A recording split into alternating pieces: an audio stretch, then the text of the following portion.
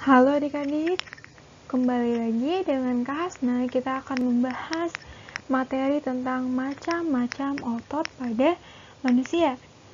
Kalau kita review lagi di materi sebelumnya, dalam sistem gerak itu ada yang namanya tulang dan otot. Tulang sebagai alat gerak pasif dan otot sebagai alat gerak aktif. Jadi, tulang ini tidak bisa bergerak apabila tidak ada otot yang menempel pada tulang. Gitu. Makanya otot ini disebut sebagai alat gerak aktif. Nah, di sini kita akan membahas macam-macam otot pada manusia. Nah, fungsi otot. Jadi fungsi otot itu apa sih? Nah, jika kalian perhatikan gambar manusia nih yang sebelah kanan, jadi di seluruh tubuh manusia ini terdapat otot yang menempel di rangka. Ini otot, ini otot, otot, otot, otot. Fungsinya untuk apa? Untuk bergerak. Jadi, fungsi utama otot adalah untuk bergerak. Kemudian, untuk menjaga postur tubuh atau bentuk tubuh dan menjaga suhu tubuh. Maksudnya gimana menjaga suhu tubuh? Jadi, ketika terjadi penurunan suhu tubuh atau ketika kita sedang menggigil, maka respon tidak sengaja otot itu akan berkontraksi sehingga otot akan menghasilkan panas gitu. Dengan cara apa? Dengan cara meningkatkan darah yang mengandung oksigen sehingga suhu tubuh kita menjadi meningkat. Jadi nantinya udah nggak menggigil lagi gitu. Itu yang dimaksud dengan fungsi otot untuk menjaga suhu tubuh. Kemudian, otot dalam tubuh manusia berperan dalam gerakan-gerakan yang disengaja. Gerak yang disengaja berarti dilakukan secara sadar. Contohnya ketika kita berjalan, membungkuk, memutar, memegang, dan mengangkat. Berarti kan secara sadar. Nah, ada juga otot dalam tubuh manusia juga berperan dalam gerakan manusia yang tidak disengaja atau disebut dengan gerakan yang terjadi secara otomatis. Jadi terjadinya ya udah gitu aja, terjadi secara ya tanpa kita sadar sudah bekerja gitu. Contohnya apa? Contohnya pernafasan, gerak pencernaan makanan melalui sistem pencernaan dan detak jantung. Jadi ya udah terjadi aja secara otomatis gitu. Nah, macam-macam otot ada 3, ada otot polos, otot jantung, dan otot lurik. Nah, yang pertama ada otot polos. Otot polos itu apa sih, Kak? Jadi, otot polos adalah otot yang bekerja tanpa kesadaran kita, yang dipengaruhi oleh sistem saraf tak sadar atau saraf otonom. Nah, ciri-ciri otot polos apa? Jadi, otot polos itu waktu berkontraksinya antara 3 sampai 180 detik. Bentuknya dari otot polos adalah gelendong. Nah, perhatikan gambar di sebelah kanan. Nah, bentuk gelendong tuh seperti ini. Ini gelendong, gelendong, gelendong gitu. Nah, itu yang dinamakan dengan otot polos. Terdapatnya di mana? Terdapatnya di organ dalam, tapi selain jantung ya. Nah, otot polos ini memiliki satu inti sel yang berada di tengah. Nah, perhatikan gambarnya, masing-masing otot ini memiliki satu inti sel di tengah. Ini satu di tengah, satu di tengah, satu di tengah, satu di tengah, satu di tengah.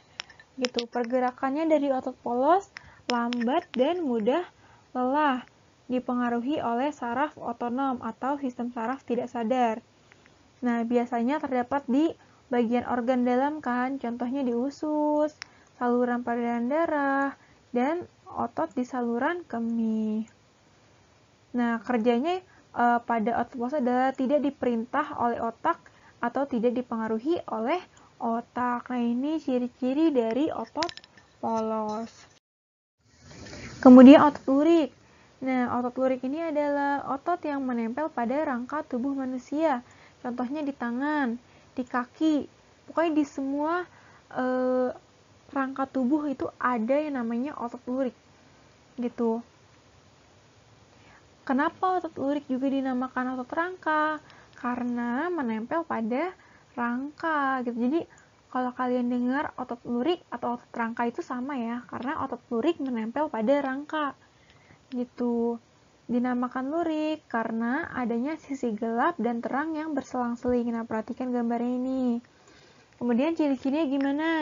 Bentuknya silindris dengan garis gelap terang. Nah, ini bentuknya silindris, ada garis gelap terang. Melekat pada rangka. Bekerjanya secara sadar dengan perintah otak. Karena kan kita sadar, mau berjalan, mau mengambil sesuatu. Jadi bekerjanya atas perintah otak. Jadi bekerjanya secara sadar. Nah, bekerjanya cepat dan mudah, lelah, bentuknya yang panjang dan memiliki banyak inti sel.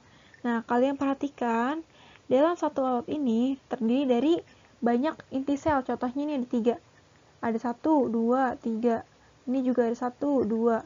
Ini ada 1, 2. Gitu. Jadi kalau tadi otot polos hanya ada 1 inti sel dan di tengah, kalau otot lurik memiliki banyak inti sel dan berada di tepi. Nah, kalian perhatikan, semuanya ada di tepi kan inti selnya. Tuh di tepi, di tepi, di tepi. Gitu. Ini contoh atau ciri-ciri dari otot lurik. Kemudian yang ketiga ada otot jantung. Nah, otot jantung adalah otot yang bekerja secara terus-menerus tanpa istirahat atau berhenti. Gitu. Otot jantung fungsinya untuk apa? Untuk memompa darah ke seluruh tubuh. Berarti otot jantung adanya di mana? Adanya di jantung. Ini jantung manusia. Otot jantung bekerja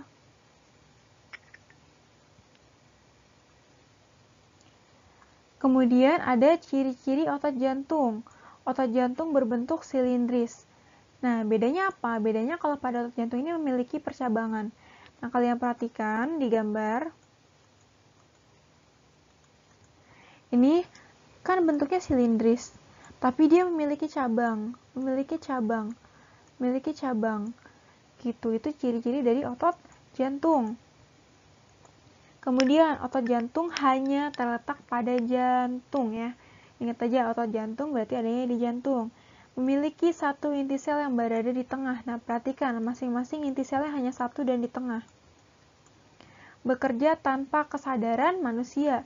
Ya, jantung bekerja kan secara terus-menerus tanpa istirahat. Jadi bekerja tanpa kesadaran manusia. Bekerja terus-menerus dan tidak membutuhkan istirahat. Ini otot jantung.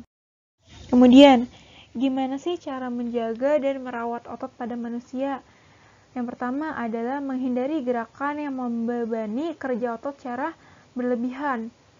Gitu, contohnya gerakan tiba-tiba atau kegiatan yang terlalu berat. Gitu, yang terlalu membebani kerja otot. Kemudian melakukan peragangan. Jadi sebelum melakukan atau sesudah melakukan aktivitas, contohnya sebelum olahraga, itu lebih baik melakukan pemanasan dulu dan pendinginan supaya ototnya itu tidak kaget gitu. Jadi ada gerakan peragangan dulu. Kemudian melakukan latihan rutin, contohnya seperti jogging, bersepeda, latihan kebugaran, dan lain-lain. Ini juga untuk menjaga kesehatan. Terus kemudian ada yang keempat, memenuhi kebutuhan cairan tubuh.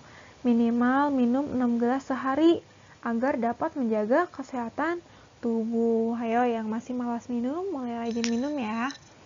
Kemudian mengkonsumsi makanan bergizi dan bermanfaat bagi otot.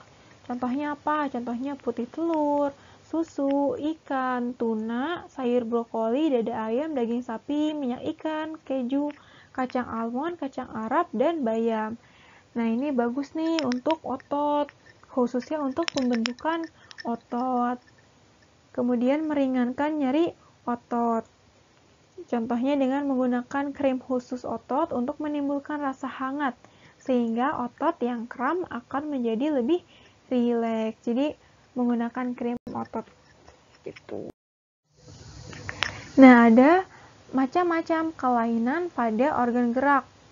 Organ gerak pasif berarti pada tulang. Contohnya ada fraktula. Fraktula itu adalah patah tulang nih.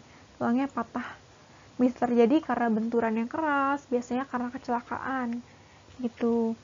Nah, fraktura ini juga ada dua, ada fraktura tertutup dan fraktura terbuka. Kalau fraktura tertutup ini adalah patah tulang yang tidak sampai merobek kulit atau otot. Tetapi kalau yang fraktura terbuka, itu sampai merobek dan menembus kulit otot. Kemudian ada osteoporosis. Ini adalah kelainan tulang yang disebabkan karena adanya pengeroposan tulang. Gitu. Hal ini terjadi karena apa? Karena tubuh sudah tidak mampu lagi menyerap dan menggunakan kalsium secara normal. Biasanya terjadi pada orang yang sudah tua. Kemudian ada fraktura atau retak tulang. Jadi tulangnya itu retak nih. Biasanya akibat kecelakaan. Kemudian ada lordosis. Kalau lordosis itu sikap duduk yang salah sehingga tulangnya itu akan melengkung. Gitu. Jadi posisi kepala akan tertarik ke belakang. Gitu. Dia akan melengkungnya ke depan. Kalau lordosis nih, perhatikan gambarnya. Jadi tulang belakangnya ke depan. Kemudian skoliosis. Kalau skoliosis ini tulang belakang akan melengkung ke arah samping. Gitu. Jadi badan itu akan membentuk huruf S. Nah, perhatikan gambar yang ini. Dan ada kifosis. Kalau kifosis itu dia terlalu membungkuk. Gitu. Jadi tulang belakang itu membengkok ke belakang. Gambar yang ini. Gitu. Makanya kita kalau duduk tuh harus dengan posisi yang normal, yaitu tegak. Enggak yang terlalu nunduk, atau terlalu tegak, atau bahkan miring. Posisi nulis juga harus tegak. Gitu. Nah, ada nih macam-macam kelainan, gangguan, atau penyakit otot pada manusia. Ada hipertrofi, ada atrofi, ada stiff atau kaku leher, dan ada tetanus. Nah, gimana sih cara mencegah terjadinya kelainan pada organ gerak kita? Yang pertama, untuk menghindari kelainan kaki X yang merupakan bawaan sejak lahir atau ibu hamil, maka harus banyak-banyak mengkonsumsi sayuran dan minuman susu berkalsium. Kemudian, agar terhindar dari artritis, berarti harus menjaga metabolisme asam urat dalam tubuh dengan membatasi makanan yang dapat memicu meningkatkan asam urat. Jadi harus hati-hati kalau makan. Kemudian, agar terhindar dari lordosis, kifosis, dan skoliosis, maka harus menerapkan posisi duduk yang benar. Dan yang keempat, agar terhindar dari osteoporosis itu gimana?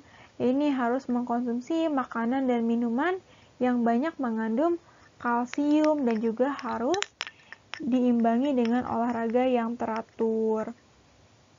Dan yang terakhir, agar terhindar dari rahitis, gimana caranya?